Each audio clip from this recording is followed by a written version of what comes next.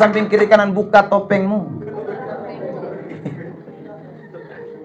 Topeng itu harus dibuka. Saudara. So, kalau topeng dipakai, Anda tidak bisa mengasihi Tuhan dengan kasih spesial. Dia mesti ikut Tuhan, tapi kasihnya topeng. Akhirnya sudah, tinggalkan Tuhan.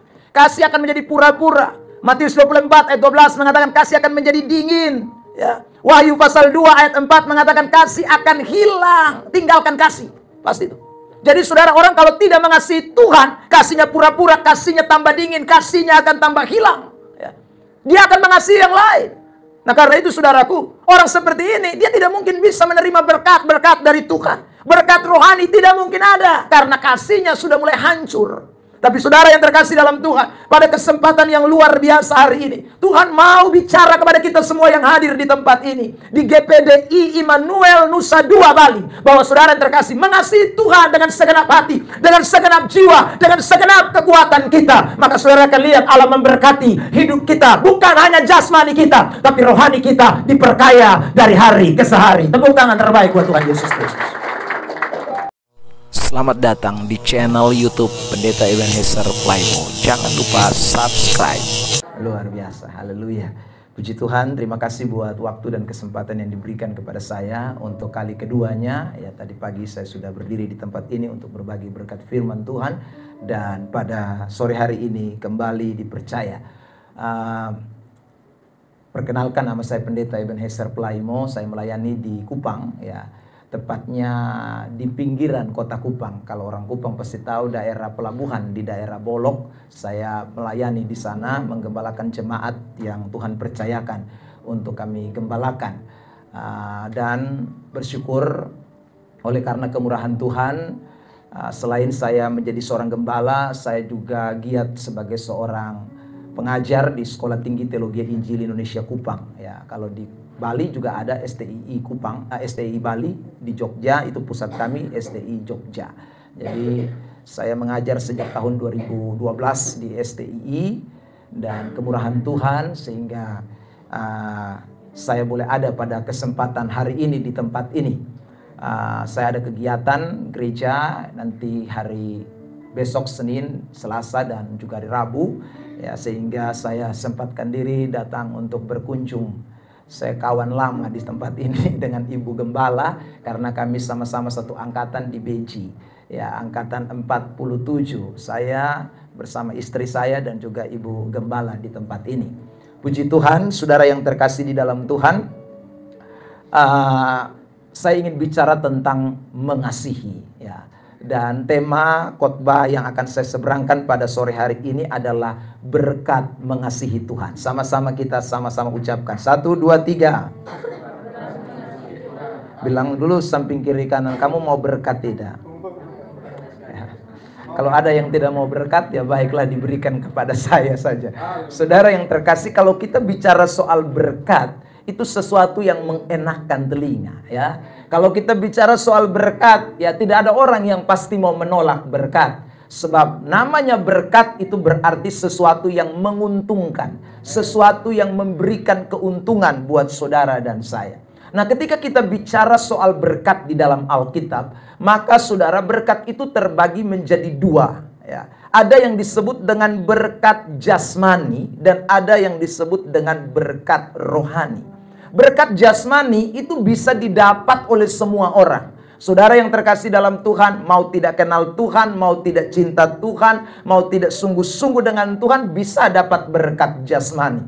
Tetapi untuk berkat yang rohani, itu tidak bisa diberikan kepada semua orang. Berkat rohani hanya diberikan spesial kepada orang-orang yang mengasihi Tuhan. Karena itu saudara yang terkasih dalam Tuhan, kalau saya sedang bicara soal diberkati, maka kita tidak boleh hanya menilai berkat itu dari segi jasmani. Tetapi lihatlah berkat itu secara universal atau secara keseluruhan. Bahwa saya memang mau diberkati jasmani, tapi lebih daripada itu saya mau diberkati secara rohani. Ada amin? Saudara yang terkasih, kalau kita diberi pilihan, maka saudara kita harus mengambil keputusan. Seandainya kita diberi pilihan untuk mengambil keputusan antara berkat jasmani dan berkat rohani, maka kita harus lebih memilih berkat rohani sebagai berkat yang prioritas. Ya, kalau kita diberi pilihan, maka saudaraku, kita harus memilih berkat rohani sebagai berkat yang prioritas. Sementara berkat jasmani itu bukan sesuatu yang prioritas. Karena itu kita mengiring Tuhan, kita ikut Tuhan bukan untuk berkat jasmani. Kita ikut Tuhan untuk mengalami berkat rohani. Ada amin? Saudara yang terkasih, lihat dulu ayat ini, Matius pasal 6 ayat 33. Ayat yang terkenal buat kita semua. Matius pasal yang ke-6 ayat 33. Ya, mari kita baca teks ini bersama-sama dalam hitungan yang ketiga. Matius pasal yang ke-6 ayat 33. Ya, 1, 2, 3. Tetapi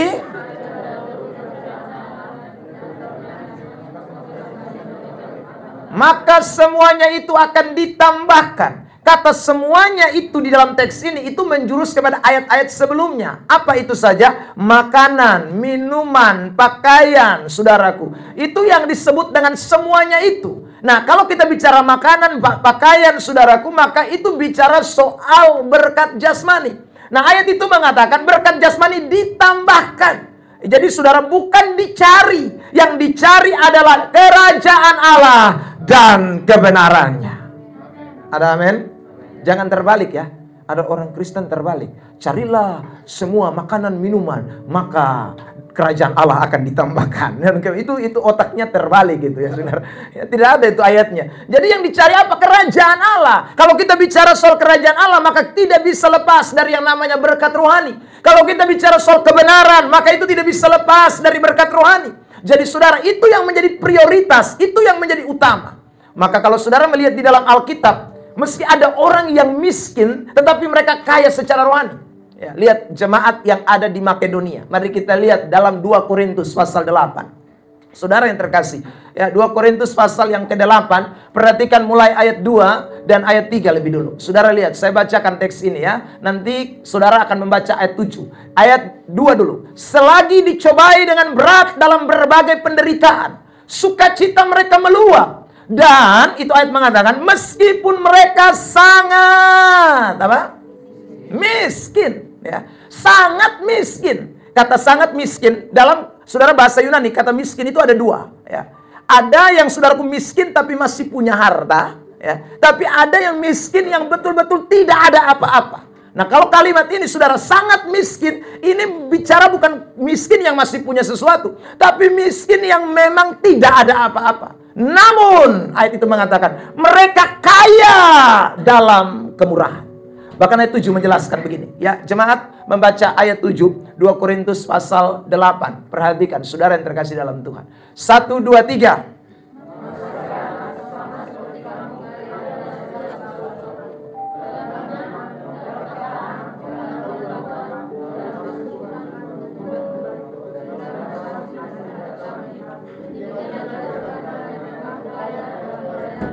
Jadi jemaat yang ada di Makedonia itu mereka jemaat yang kaya iman, kaya perkataan, kaya pengetahuan, saudaraku. Ya, mereka miskin secara finansial, miskin secara jasmani, miskin saudaraku, bahkan tidak punya apa-apa secara jasmani, tapi rohani mereka kaya, diberkati oleh Tuhan. Ada amin? Saudara yang terkasih dalam Tuhan, selain dalam 2 Korintus 8, kita juga bisa melihat jemaat Smyrna. Ya, dalam kitab Wahyu pasal 2, saudara, itu juga sama, jemaatnya miskin secara jasmani, tetapi tidak dengan rohani mereka. Ya, Wahyu pasal 2, lihat ayat 8 mulai. Kitab Wahyu pasal 2 ayat yang ke-8. Ya, dan tuliskanlah kepada malaikat jemaat di Smyrna, inilah firman dari yang awal dan yang akhir, yang telah mati dan hidup kembali. Ayat 2, saudara yang ayat yang ke-9, sorry. Ayat yang ke-9. Ya, 1, 2, 3 jemaat.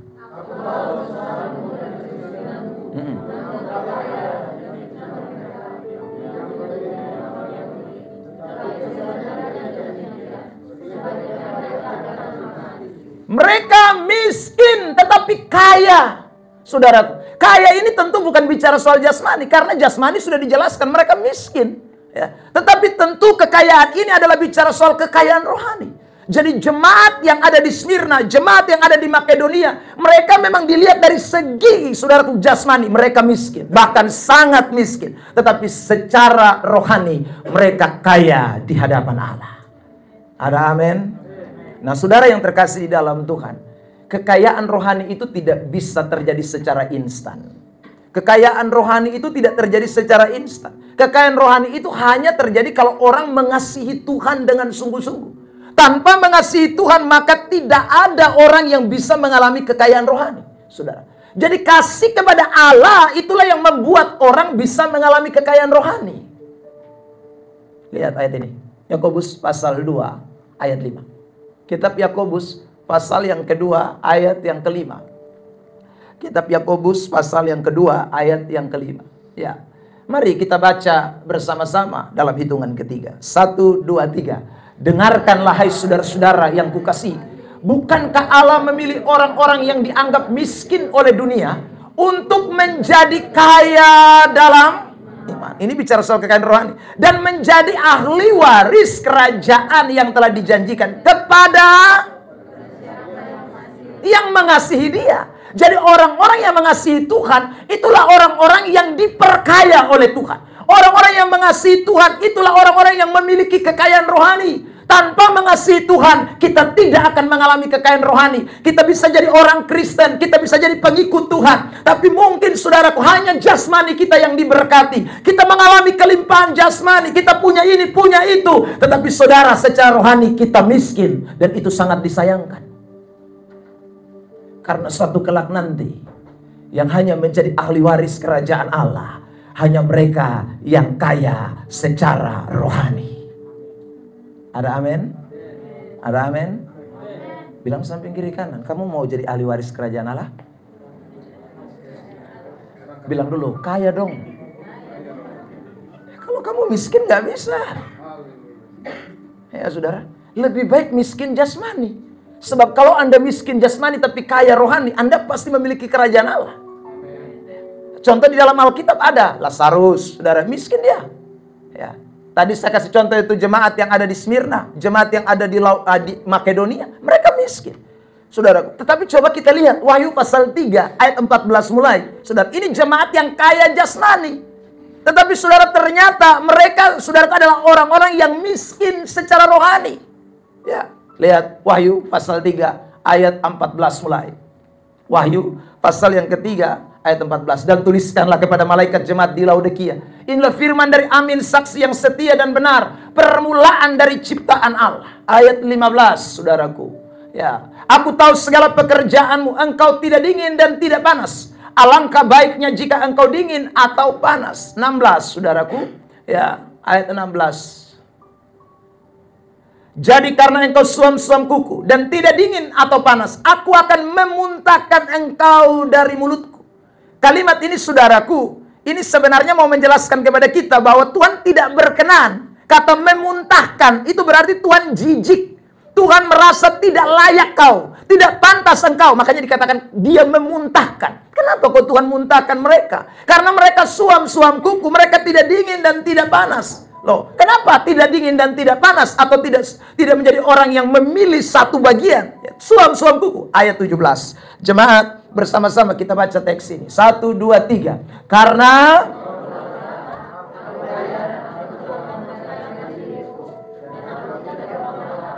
ya.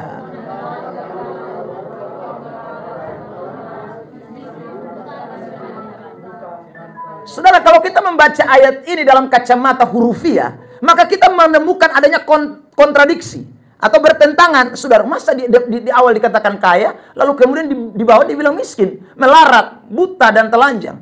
Tapi tentu ayat ini sedang bicara dalam dimensi rohani. Ya. Bahwa dilihat dari segi jasmani, memang jemaat Laodikia kaya. Dari segi jasmani, memang jemaat Laodikia diberkati. Tetapi dari segi rohani, kacamata Allah melihat bahwa mereka miskin, melarat, buta, dan telanjang. Waduh, sayang sekali. Karena itu anak-anak Tuhan, mari kita semua yang hadir pada kesempatan sore diberkati malam ini, saudaraku. Mari kita bukan hanya sedang melihat sisi jasmani kita, tapi perhatikanlah sisi rohani kita. Karena hanya orang-orang yang kaya secara rohani yang akan menjadi ahli waris kerajaan Allah. Dan tidak ada orang kaya secara rohani tanpa dia mengasihi Tuhan lebih dalam lagi. Ada amin? Ada amin? Bilang dulu samping kiri kanan. Ayo kita mau kaya rohani. Saudara yang terkasih dalam Tuhan, kaya rohani dong. So, kalau kita tidak kaya rohani, sayang, saudara. Pakaian kita harga 1 juta, ya. Ternyata rohani kita harganya 1.000 rupiah. Saudara, mobil kita harga ratusan juta, ya. Tapi ternyata iman kita harganya cuma 10.000 rupiah. Saudara yang terkasih dalam Tuhan, ya.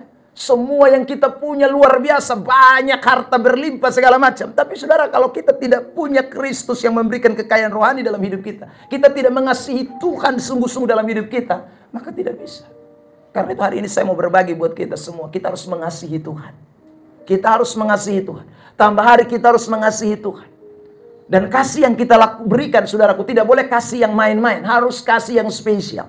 Kasih yang sungguh-sungguh. Dan kalau Alkitab bicara soal kasih yang spesial, itu kalau saudara sering dengar yang namanya kasih agape. Ya. Kasih agape itu bisa orang tidak tujukan kepada Tuhan. Bisa, saudara. Ya. Jadi kasih yang kita mau tujukan kepada Allah, agape itu betul-betul kasih yang spesial hanya untuk Tuhan. Jangan agapenya diberikan kepada yang lain. Ya. Ini teks juga pakai kata agape, tapi bukan kepada Tuhan. Lihat 2 Tesalonika 4 ayat yang ke-10. Kitab 2 Tesalonika 4 ayat yang ke-10. 2 Tesalonika pasal 4 ayat 10. Ya. 2 Tes 4 ayat 10. Oh, ada. 2 Timotius. Saya salah sebut. Minta maaf, sorry. 2 Timotius 4 ayat 10. Ya. 2 Timotius 4 ayat 10. Benar itu pasti. Ya. Ya, betul. Oke, kita sama-sama baca. 1, 2, 3. Itu kata mencintai di situ, kalau saudara selidiki ya, saudara cari tahu kata mencintai itu dipakai kata agape juga. Tapi bukan kepada Tuhan, tapi kepada apa? Dunia. Jadi Demas itu memberi kasih yang spesial. Kasih yang sebenarnya harus diberikan kepada Tuhan, tapi dia tidak berikan kepada Tuhan. Dia berikan kepada dunia. Ayat itu mengatakan, sehingga dia meninggalkan Paulus. Dia berangkat ke Tesalonika, saudaraku. Karena dia lebih mengasihi dunia. Dia lebih mencintai dunia. Dia lebih agapao kepada dunia. Bukan kepada Tuhan. Saudara yang terkasih dalam Tuhan Yesus Kristus. Orang kalau sudah mulai mencintai dunia, maka kasihnya akan menjadi pura-pura. Ya. Dia ikut Tuhan, tapi itu hanya ikut Tuhan pura-pura. Pakai topeng.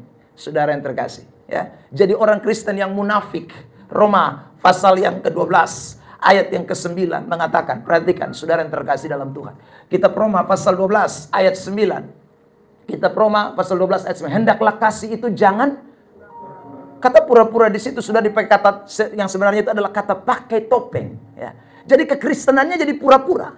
Ya, karena ini memang kasihnya agapenya sudah kepada dunia. Akhirnya saudaraku kasih kepada Allah itu cuma kasih pura-pura. Munafik. Munafik itu punya kepanjangan. Mu itu muka, nabi, pikiran, kotor. Jadi munafik itu saudaraku, muka nabi, pikiran kotor. Ya. Jadi kalau kita lihat di gereja, kita lihat di pelayanan, kayaknya tuh, aduh, haleluya, haleluya ya saudara. Tapi sebenarnya itu mukanya saja, ya, mukanya saja, pikirannya kacau balau itu. Itu pura-pura, itu munafik itu, saudara. Ya, jadi orang Kristen jangan begitu. Itu Kristen munafik, Kristen yang pura-pura. Anak-anak Tuhan, mari kita sungguh-sungguh mengasihi dengan kasih yang sejati. Ada amin? Amin. Beri dulu tepuk tangan yang terbaik buat Tuhan Yesus Kristus. Bilang samping kiri kanan, buka topengmu. Topeng-topeng itu harus dibuka. Saudara. Sebab kalau topeng dipakai, Anda tidak bisa mengasihi Tuhan dengan kasih spesial. Dia mesti ikut Tuhan, tapi kasihnya topeng. Akhirnya sudah, tinggalkan Tuhan. Kasih akan menjadi pura-pura. Matius 24 ayat 12 mengatakan kasih akan menjadi dingin. Ya. Wahyu pasal 2 ayat 4 mengatakan kasih akan hilang. Tinggalkan kasih. Pasti itu. Jadi saudara, orang kalau tidak mengasihi Tuhan, kasihnya pura-pura, kasihnya tambah dingin, kasihnya akan tambah hilang. Ya. Dia akan mengasihi yang lain.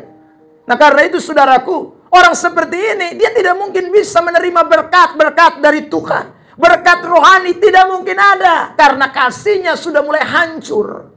Tapi saudara yang terkasih dalam Tuhan, pada kesempatan yang luar biasa hari ini, Tuhan mau bicara kepada kita semua yang hadir di tempat ini, di GPDI Immanuel Nusa Dua Bali, bahwa saudara yang terkasih mengasihi Tuhan dengan segenap hati, dengan segenap jiwa, dengan segenap kekuatan kita. Maka saudara akan lihat Allah memberkati hidup kita, bukan hanya jasmani kita, tapi rohani kita diperkaya dari hari ke hari. Tepuk tangan terbaik buat Tuhan Yesus Kristus. Anak-anak Tuhan yang diberkati Tuhan Yesus Kristus. Ini penting semua buat kita anak-anak Tuhan hari-hari ini. Sebab saudara yang terkasih dalam Tuhan, kalau kita tidak waspada, kita mungkin sudah ada di zona kasih pura-pura. Kita sudah ada di zona kasih yang mulai dingin. Kita mulai ada di zona di mana kasih kita mulai hilang. Saudara yang terkasih dalam Tuhan. Ya. Sekarang kita sudah lebih banyak pakai Alkitab. Handphone, terus LCD-nya semua pakai Alkitab. Saya pernah khotbah di satu tempat, saudaraku, yang di situ tidak ada handphone, tidak ada LCD, ya saudara. Jadi semua pakai Alkitab begini, yang kertas itu dibuka. Begitu saya bilang, mari kita buka Injil Matius pasal 6 ayat 33 ayat yang tadi, saudara.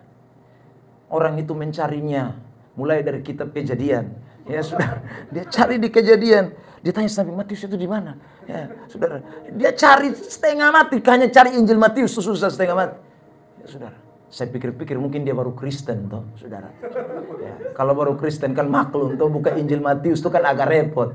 Lah, ternyata bukan baru Kristen, Kristennya udah lama. Ya, saudara, bahkan neneknya punya nenek Kristen. Saudara bayangkan. Neneknya punya neneknya saja Kristen itu, saudara. Ya. Tapi Injil Matius saja dia nggak tahu di mana itu letaknya. Apalagi kalau saya bilang, mari kita buka Alkitab kita dari kitab Sefanya. Oh itu lebih repot lagi. Hagai itu dia lebih repot. Matius saja dia nggak tahu di mana letaknya. Padahal saya tadi pagi saya bilang di tempat ini, itu kalau lahir dari kandungan ibunya bisa-bisa dia sudah berteriak haleluya karena Kristen dari neneknya. Tapi saya ulang lagi, berapa banyak orang yang sekali lagi rohaninya betul-betul diperkaya.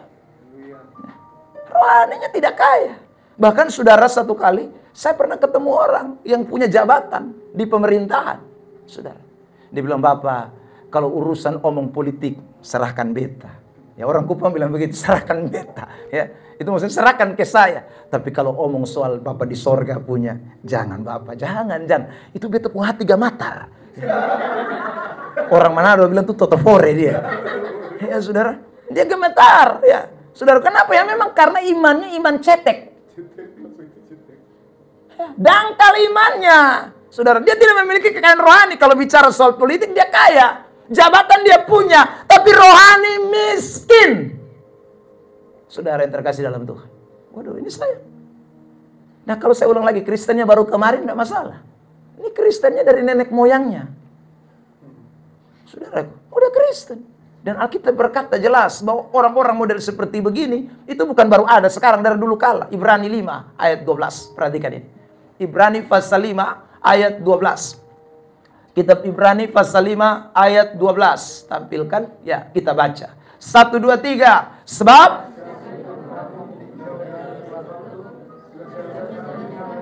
menjadi apa?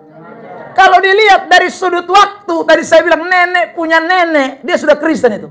Ya. Itu dari sudut waktu. Seharusnya orang begini jadi apa? Pengajar. Tetapi ternyata Alkitab bilang apa? Mari kita lihat 1, 2, 3. Kamu masih perlu lagi diajarkan asas-asas pokok dari pernyataan Allah. Dan kamu masih perlu apa? Bilang samping kiri kanan, ini bayi apaan ya? Ini bayi apa ya, saudara yang terkasih? Saudara, aneh. Ya saudara, umurnya udah 40-an, 50-an, tapi masih doyan susu. Ya kalau susu tulang ya nggak masalah. Saudara, Ini kan susu baby. Agak aneh itu, saudara. Makanya kita bilang, waktu Kristus datang, dia menjemput itu mempelai wanita.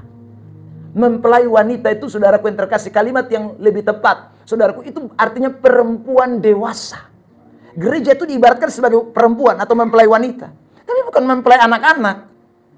Mempelai dewasa. Saudara yang terkasih dalam Tuhan. Saya waktu pergi Minang, istri saya di Blitar, Ulingi, saudara, ya, Jawa Timur. Kalau istri saya lagi main Tali Merdeka, pasti saya nggak mau. Baru dia panggil, halo. Wah, kan agak aneh itu ya, saudara. Mami, aku mau minum tete. Aneh itu, saudara. Itu mana mungkin saya mau, kan? Kan anak kecil itu. Saudara, wah ini kan repot. Ya. Tidak ada, saudara yang terkasih. Ya, saya percaya semua kita inginkan wanita yang dewasa, para pria. Ya, tidak ada yang ngomongnya masih terbata-bata. Ya, sudah hurufnya nggak jelas. Aku mau mandi, dia tidak bilang aku mau mandi. Aku mau mandi di. Saya ya repot itu, saudara. Nah, kalau Yesus datang, Anda sebagai Kristen ditanya, udah berapa lama jadi Kristen? Ya nggak lama, Yesus, cuma 50 tahun dong. Loh, kok 50 tahun gini? Masih kanak-kanak, saudara. Nah, itu kenapa ya? Karena orang tidak mengasihi Tuhan dengan sungguh. Semua orang mengasihi Tuhan, tidak ada kekanakan rohani. Tidak ada. Sekarang saya akan tunjukkan kepada kita, kenapa kok mengasihi Tuhan itu tidak kanak-kanak secara rohani, tapi bisa dewasa. Karena kasih kepada Allah, yang pertama, dengar baik. Kasih kepada Allah itu akan membuat orang semakin mempunyai hubungan yang dekat dengan Tuhan. Dia semakin mau dekat dengan Tuhan, semakin menjalin hubungan yang sangat intim dengan Tuhan. Itu orang yang mengasihi Tuhan, saudara yang terkasih. Jadi tidak ada orang mengasihi Tuhan, dia tidak membangun relationship. Dia tidak membangun hubungan dengan Tuhan secara vertikal, tidak ada. Semua orang yang mengasihi Tuhan itu pasti dia membangun hubungan yang dekat dengan Tuhan. Lihat ayat ini. Yohanes pasal 14. Ayat yang ke-20. 21 dan 22. 3 ayat. Mari kita baca bersama-sama. Injil Yohanes, saudaraku yang terkasih dalam Tuhan. Pasal 14. Ya.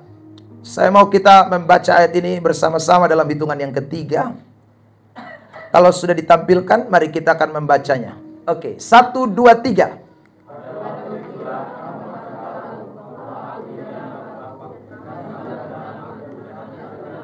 Perhatikan ya, pada waktu itulah kamu akan tahu aku di dalam Bapakku dan kamu di dalam aku. Kenapa Kristus mau bicara dulu hubungan dia dengan Bapa? Karena hubungan dengan Bapa itu tidak bisa terpisahkan. Mereka satu kesatuan dalam kealahan hakikat. Nah, tapi bukan hanya Allah. Tapi Yesus bilang, kamu di dalam aku dan aku di dalam kamu. Next, 21. Ya, 21, 1, 2, 3.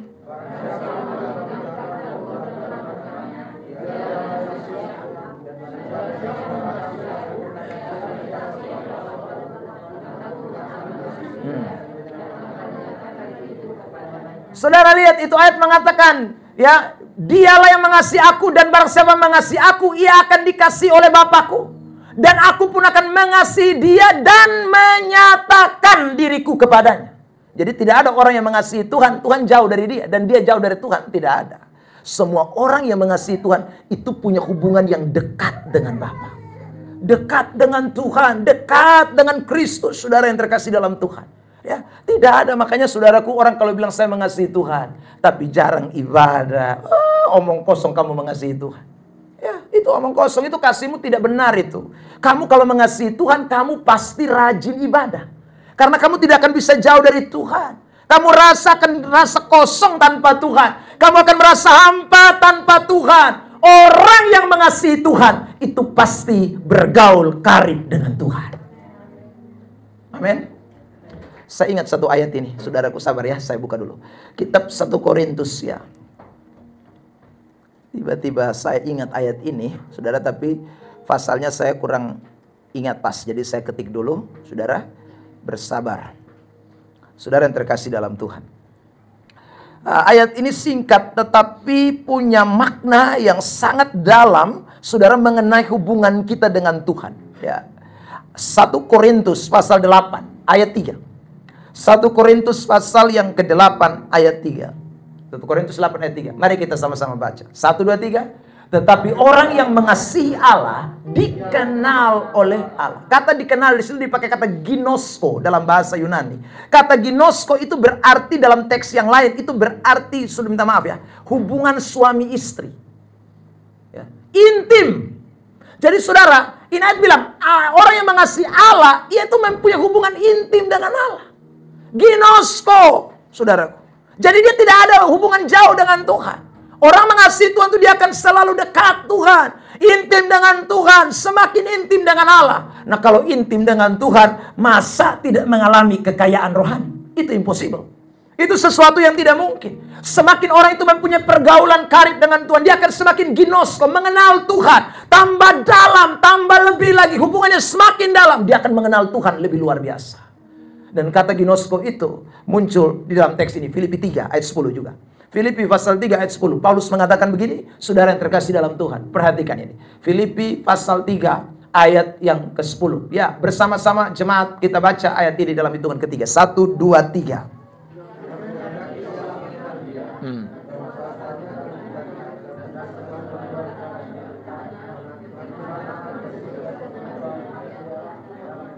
Itu sudah kata mengenal dia. Itu dipakai kata yang sama. Ginosko. Jadi Paulus mengatakan saya mau supaya mengenal Tuhan. Semakin menjadi serupa dengan dia dalam kematiannya. Saudara yang terkasih. Jadi kalau kita sungguh-sungguh ya menjadi orang yang mengasihi Tuhan, maka kita akan punya suatu kerinduan yang tambah hari, tambah dalam, ingin mengasihi Tuhan lebih dalam. Membangun relasi dengan Tuhan lebih dalam. Membangun keintiman dengan Tuhan lebih dalam. Membangun hubungan yang begitu intim dengan Tuhan lebih dalam. Saudara, hari-hari ini saya sedang melayani satu orang ya di gereja kami yang saudara dalam keadaan gangguan jiwa. Stres. Tapi dia tidak seperti orang stres lainnya. Sejak 1 tahun yang lalu kami mendoakan dia saudara. Tuhan mulai merubah step by step. Tetapi yang saya lihat luar biasa sampai hari ini tidak berubah sejak dia hadir pertama kali 1 tahun yang lalu di gereja. Adalah saudaraku, dia cinta sekali dengan yang namanya hadirat Tuhan. Gila loh, saudara. Belum terlalu normal sekarang. Memang sudah semakin lebih baik, saudara. Tapi saudara yang terkasih dalam Tuhan, ini belum terlalu normal. Tapi semua kegiatan ibadah di gereja kami, tempat kami layani, tidak pernah dia alfa. Kaum wanita dia ada, padahal dia pria. Saudara bayangkan itu. Ya. Kaum wanita saja dia ada. Ya. Kaum pria dia ada. Saudaraku, sekolah minggu pun dia hadir. Padahal dia usia sudah sekitar ya usia-usia remaja. Saudara, menuju ke dewasa. Mungkin sekitar 30-an umurnya. Saudara. Tapi anak sekolah minggu dia hadir. Youth dia hadir. Saudara, doa pagi saya orang pertama, dia pasti orang kedua. Dan saya selalu bilang, pengerja-pengerja, dia wakil gembala. Kamu semua ini tidak. Dia yang wakil gembala. Ya karena saya sudah duduk di hadirat Tuhan, pasti dia ada. Tidak lama itu dia pasti muncul. Saudara. Bahkan satu hari, WL bilang begini sama saya. WL di gereja kami, dia bilang begini, Pak Pendeta, kalau saya pimpin pujian dan saya sudah mulai lupa lirik lagu. Dan di slide tampilnya terlambat, saya cuma lihat mukanya. Karena dia hafal semua kata-kata lagu. Saudara yang terkasih. Ya saya bilang ya memang dia hafal lah. Kaum wanita dia hadir, kaum pria hadir. Semua kaum dia hadir. Ya, saudara, bagaimana dia tidak hafal? Saya bilang begini sama jemaat yang waras-waras. Ya, kayaknya kalian harus gila dulu baru rajin. Gila saja rajin. Kenapa kamu yang waras tidak rajin? Saudara yang terkasih dalam Tuhan. Dia rindu hadirat Tuhan. Nah coba dia hadir itu dia main-main saudara. Atau dia bikin kacau waktu ibadah. Ya mungkin kita masih pikir agak miring sedikit. Tapi tidak, dia hadir itu betul-betul sungguh-sungguh. Saya bilang Tuhan apakah dia gila sungguh-sungguh? Ya, karena saya kadang-kadang heran dengan kegilaannya dia. Ya, karena biasanya orang gila tidak begitu. Saudara yang terkasih dalam Tuhan. Karena itu saudara kalau saya pergi KKR. Ya, saudara kadang-kadang saya kalau bawa jemaat. Dan dia mau ikut, saya bilang jangan larang dia. Biar dia ikut. Ya, Pak, nanti kalau sampai sana dia lari bagaimana? Dia tidak lari, dia lebih cinta rumah Tuhan dari kau. Nah, iya. Saya sudah pastikan dia tidak akan lari. Bayangkan doa jam 5 saja kau tidak ada, dia hadir. Ya. Jadi kau jangan takut dia lari, dia tidak akan lari. Di mana ada hadirat Tuhan, di situ dia ada. Saudara yang terkasih dalam Tuhan. Wah, ini menjadi suatu, kadang-kadang saya suka pakai dia kalau dia hadir kebaktian, dia ada dalam kebaktian dan saya bicara, saya singgung soal dia. Lihat yang malas-malas gereja, lihat ini gila. Lihat. Ya, saya ngomong sampai makan gigi, orang Papua bilang, ya sudah, dia ini gila, dia udah rajin, lu nih waras, buta huruf, ya, makan gigi. Ya, saudara, itu kan aneh itu ya saudara. Jadi marilah kita semua, katanya kita mengasihi Tuhan, tapi malasnya minta ampun. Tapi kalau menyanyi, I love you Lord, baru dia kasih vibrasi, Lord, hai kau punya Lord apa? Malasnya minta ampun ya sudah, baru pakai vibra. Tuhan gak lihat vibramu itu. Kasih Tuhan itu sekali lagi membangun relasi dengan Tuhan. Amin. Saudara yang terkasih dalam Tuhan, saya dengan istri menikah sudah jalan yang tahun ke-24 ya. Saudara yang terkasih dalam Tuhan, saudara yang terkasih tahun ke-20 sorry. Sejak pacaran berarti sudah 24 tahun. Saudara yang terkasih dalam Tuhan, tapi surat istri saya 24 tahun yang lalu saya masih simpan rapi sampai hari ini. 24 tahun yang lalu. Dulu kan kita tidak ada zaman WA, Facebook tidak ada. Ya saudara, hanya modalnya tulis surat. Ya. Apalagi istri saya itu BG Girls, itu prakteknya di BG, saudara, di sekolah Alkitab. Ya. Itu kan dilarang, ketat. Saudara, saya prakteknya di Malang. Ya. Jadi kami cuma kirim-kiriman surat. Kirim-kiriman surat. Dan surat istri saya masih simpan sampai hari ini. Ya saudara, kadang-kadang kalau saya buka berkas, saya lihat sambil angguk-angguk kepala, sambil senyum-senyum sendiri ya. Itu sudah terkasih dalam Tuhan. Lalu saya suka bercanda dengan istri. Ya saudara, saya bilang, Mama mau juga ya datang di Pulau Timur ini. Ya saudara, ya ini pulau kering dan tandus. Lalu istri saya bilang, memang pulau ini kering, tapi saya belum pernah lihat di Pulau Jawa ada pohon bisa tumbuh di atas batu. Itu hanya ada di NTT. Nah, saudara, pohon tumbuh di atas batu itu hanya ada di NTT itu, saudara. Ya, kering kerontang, tapi kusambi, itu pohon kusambi, itu kelengkengnya orang NTT, kusambi itu. Ya saudara, itu tidak ada di daerah lain, itu hanya ada di NTT sana. Ya saudara, itu bisa tumbuh di atas batu karang. Itu memang keajaiban Tuhan. Saudara yang terkasih dalam Tuhan. Jadi dia bilang itu, kalau itu kusambi bisa tumbuh di saudara batu karang, masa saya tidak bisa hidup di kota Kupang? Ah, itu terlalu bisa, saudara. Tapi yang saya mau maksudkan adalah relasi hubungan itu menjadi penting. Kalau saya dengan istri tidak ginosko, saudara, kalau tidak punya hubungan intim, tadi pagi saya sudah bilang di tempat ini, mungkin istri saya sudah menyanyi lagu pulangkan saja aku pada ibuku. Ya mungkin itu, saudara. Karena di Jawa hidup lebih enak. Tapi saudara yang terkasih dalam Tuhan, ginosko, hubungan yang intim itu membuat relasi tidak putus dan kasih tambah dalam. Saya semakin mengenal istri saya mengenal saya. Kalau Anda pun demikian dengan Tuhan Allah, engkau semakin mengenal Tuhan, Tuhan mengenal engkau. Tidak ada yang bisa pisahkan kita dari kasih Kristus. Beri tepuk tangan terbaik untuk. Makanya ayat yang tadi kita menyanyi lagunya, saudaraku, lebih dari pemenang, Roma 8 ayat 31 sampai dengan ayat 37. Ditutup dengan lebih dari pemenang di 37. Tapi lihat dulu ayat 33. Roma pasal 8. Saya tidak baca dari 31 tapi langsung di 33. Perhatikan. Roma 8 ayat 33. Siapakah yang akan menggugat orang-orang pilihan Allah? Allah yang membenarkan mereka, siapakah yang menghukum mereka? 34. Saudara yang terkasih, lihat 34 dan 35. Kristus Yesus yang telah mati bahkan lebih lagi, yang telah bangkit, yang juga duduk di sebelah kanan Allah, yang malah menjadi pembela bagi kita. Jemaat baca 35. 1, 2, 3.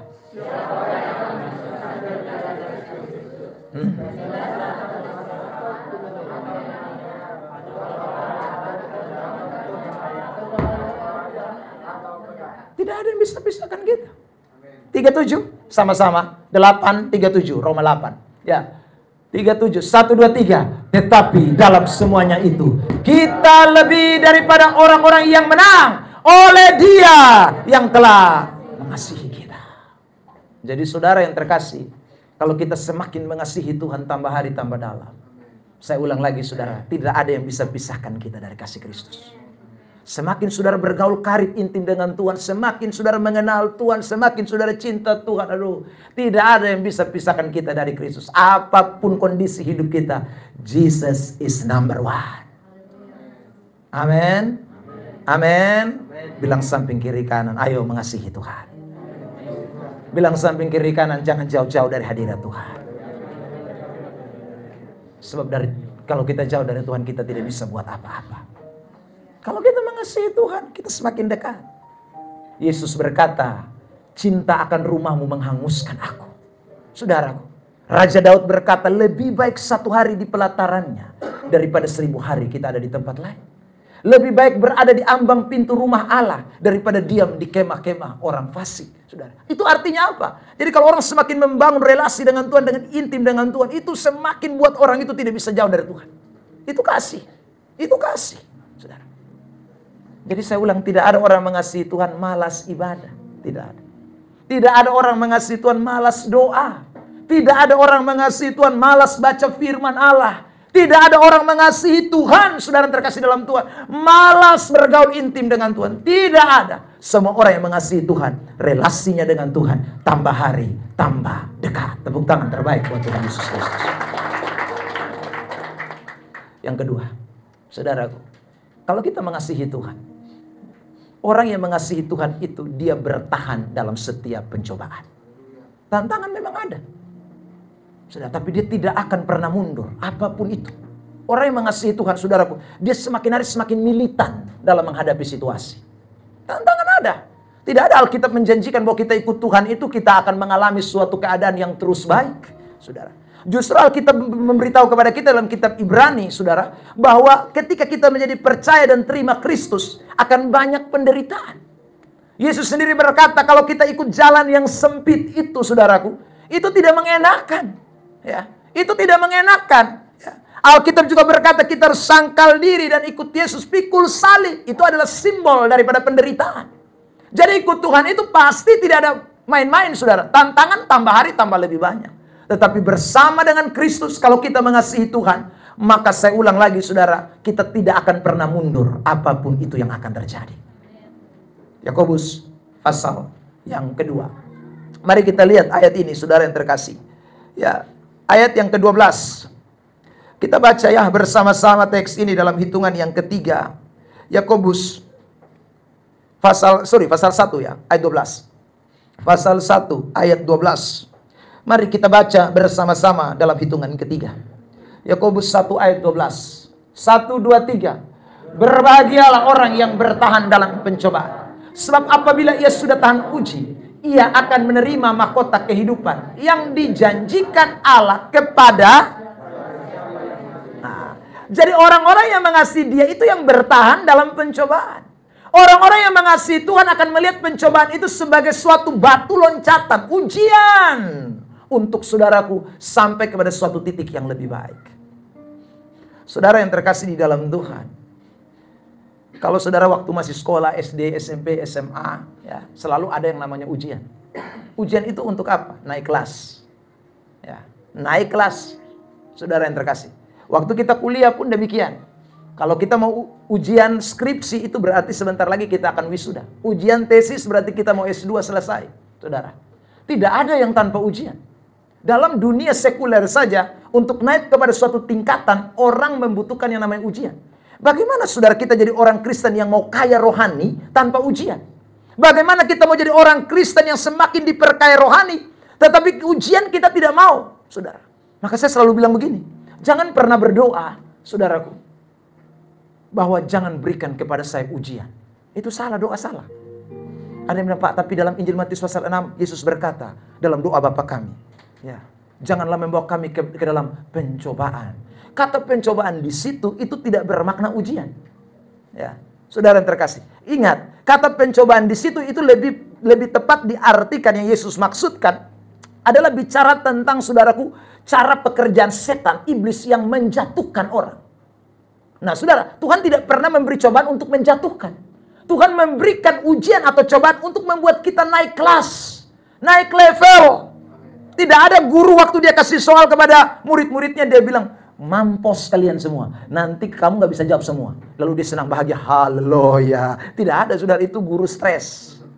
Guru itu semua kalau dia kasih ujian, dia pikir-pikir, anak-anakku bisa jawab apa enggak? Saudara, karena dia mau anak-anaknya semua naik kelas. Anak-anaknya semua punya prestasi, dapat nilai baik. Tuhan demikian. Dia ingin kita tambah hari tambah lebih baik. Dia ingin kita tambah hari tambah diperkaya, tambah diberkati secara rohani. Dan itu tidak bisa kita tanpa ujian. Makanya hidup kekristenan selalu ada ujian. Hidup kekristenan selalu ada ujian. Tapi orang-orang yang mengasihi Tuhan akan bertahan dalam setiap ujian sampai dia terima mahkota kehidupan yang dijanjikan Allah kepada semua kita yang mengasihi Dia. Beri tepuk tangan terbaik buat Tuhan. Karena itu jangan pernah berdoa, lalukan saya dari pencobaan, dalam tanda kutip ujian. Tapi bilang, Tuhan, izinkan saya menghadapi ujian. Beri saya kekuatan kalau saya menghadapi ujian. Beri saya jalan keluar untuk saya menghadapi ujian. Saudara yang terkasih dalam Tuhan, itu yang Tuhan mau. Ya. Jadi Tuhan kasih saya jalan keluar, itu maksudnya Tuhan kasih jawaban. Ya. Ini masalah yang saya hadapi, ini tantangan yang saya hadapi. Saya tidak lari, Tuhan. Harus hadapi. Saya pernah dengar orang bersaksi, Pak Pendeta, saya bersyukur. Ya, saudara. Kenapa bersyukur? Ya, karena mulai tahun ini kami sudah tidak dapat ujian lagi. Kamu bersyukur? Justru kamu tidak boleh bersyukur kalau kamu tidak dapat ujian. Ya, kamu harus terus diperhadapkan dengan ujian. Jangan bersyukur, minta. Tuhan, uji aku. Kan kita suka nyanyi itu lagu. Selidiki aku, lihat hatiku. Ya terus, apakah ku sungguh mengasihimu, Yesus? Ya tahu? Saudara, Tuhan suruh kita bersuruh Tuhan, selidiki aku, lihat aku, apakah aku mengasihi engkau Tuhan? Ya. Saudara yang terkasih dalam Tuhan. Kalau kita suruh Tuhan selidiki, itu berarti sama saja dengan kita suruh Tuhan periksa kita. Kalau Tuhan suruh Tuhan periksa kita, itu berarti kita relakan hidup kita diatur Tuhan. Diuji oleh Tuhan. Saudara yang terkasih dalam Tuhan. Ujilah aku, Tuhan. Cobalah aku, Tuhan. Amin. Amin. Bilang samping kiri kanan, masih nyanyi lagu ini apa enggak?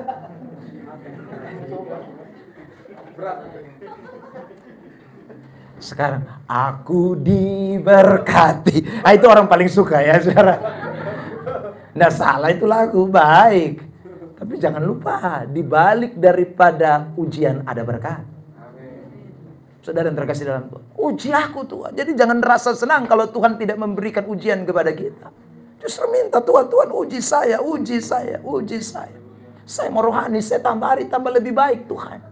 Saya mau bukan hanya S1, S2 Tuhan rohani saya. S3 rohani saya. Rohani saya mesti tambah lebih bagus. Saudara yang terkasih dalam Tuhan. Ya. So kalau rohani kita tambah tidak lebih bagus, buat apa? Ya. Kita jadi orang Kristen yang tidak mengasihi Tuhan. Kasihilah Tuhan dengan sepenuh hati. Ada amin? Ada amin? Bilang samping kiri kanan, kasihi Tuhan. Siap diuji. Amin. Saudara yang terkasih dalam Tuhan, saya tutup dengan berkatnya buat kita semua. Ya, saudara yang terkasih, kalau kita mengasihi Tuhan dengan sungguh-sungguh, ya, kita punya relasi yang intim dengan Tuhan. Ya, kita bertahan ketika ujian datang, saudara. Ya, karena kita sungguh mengasihi Tuhan, maka Tuhan menyediakan berkat buat kita semua. Tuhan tidak pernah tidak menyediakan berkat buat orang yang mengasihi Dia. Saudara yang terkasih dalam Tuhan, ayat terkenal ini, Roma 8, ayat 28. Mari kita baca ayat ini. Saudara yang terkasih, dalam hitungan ketiga ya, sama-sama kita baca ayat ini. Roma 8, ayat 28. Kitab Roma 8, ayat 28. Oke, 1, 2, 3. Kita tahu sekarang bahwa Allah turut bekerja dalam segala sesuatu untuk mendatangkan kebaikan bagi mereka yang mengasihi Dia. Yaitu bagi mereka yang terpanggil sesuai dengan rencana Allah. Allah turut bekerja dalam segala sesuatu. Artinya saudaraku, orang yang mengasihi Tuhan, seluruh bagian dari hidupnya Allah berkarya di sana. Allah hadir di sana, saudaraku. Anda dan saya tidak sendirian. Ya. Waktu kita membangun relasi kita dengan Tuhan dan kita intim dengan Tuhan, Allah hadir dalam hidup kita. Untuk apa? Turut bekerja. Kata turut bekerja itu, saudara, berarti kita ada dan Tuhan ada di sana. Ya, saudara, kita melakukan bagian yang kita bisa lakukan, tapi Tuhan melakukan bagian yang tidak bisa kita lakukan. Ada saat, saudara, kita bisa mengerjakan apa yang bisa kita lakukan, tapi ada saat di mana kita tidak bisa mengerjakan apa yang kita tidak bisa lakukan. Tuhan tidak pernah ajar kita malas, tapi kita kan tidak sempurna. Kita terbatas, saudara yang terkasih dalam Tuhan. Tapi ketika Allah hadir karena kita mengasihi Dia, karena kita sungguh-sungguh mencintai Dia, maka Dia akan mengerjakan yang Anda tidak mampu kerjakan. Dia akan melakukan yang Anda tidak bisa lakukan. Dia akan membereskan apa yang saudara tidak bisa bereskan. Semuanya kalau Allah turut bekerja. Untuk apa? Mendatangkan kebaikan. Rancangan Tuhan bukan rancangan kecelakaan, tapi rancangan yang memberikan damai sejahtera dan penuh pengharapan. Ada amin? Saudara yang terkasih dalam Tuhan Yesus Kristus, kita semua yang hadir pada kesempatan ini, saya percaya bahwa kalau kita mengasihi Tuhan, tidak ada yang mustahil bagi Tuhan. Penting mengasihi Tuhan dengan sungguh-sungguh. Rohani mesti kaya dulu.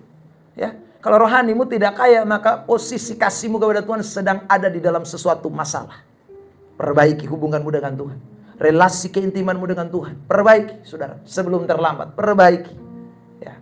Lalu kemudian saudaraku ingat, apapun masalah, apapun tantangan, apapun ujian, ayo hadapi dengan penuh sungguh-sungguh. Ya. Hadapi dengan keyakinan. Hadapi dengan penuh, saudara, penyerahan kepada Tuhan. Karena bersama dengan Dia, kita akan melihat perkara-perkara besar. Amin. Tepuk tangan terbaik buat Tuhan Yesus. Kalau kita semua kaya rohani, saudara yang terkasih dalam Tuhan, semua dewasa rohani, enak. Ya.